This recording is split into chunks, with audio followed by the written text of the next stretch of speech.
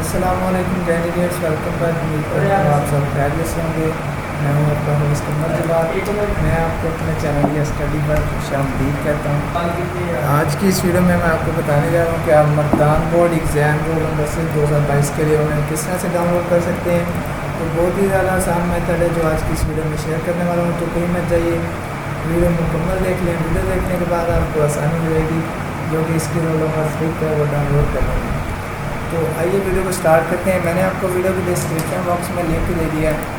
आप उस लिंक पर क्लिक करते हैं तो आपके सामने ये वेबसाइट ओपन हो जाती है 22 मर्दान की। तो यहाँ पे आने के बाद आप आसानी से रोल नंबर स्लिप डाउनलोड कर सकते हैं।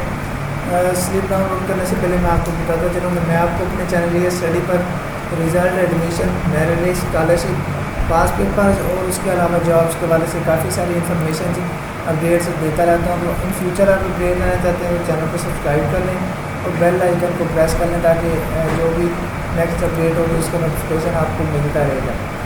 तो यहाँ पर के बाद आपने क्या करना है, सबसे पहले तो आप जो भी स्टूडेंट होगा स्टूडेंट नेम लिखना है, यहाँ पे फादर नेम लिखना है और उसके बाद चेक रोल नंबर का बटन प्रेस कर देना है। तो आपके सामने आपकी रोल नंबर स्लिप ओपन हो जाएगी।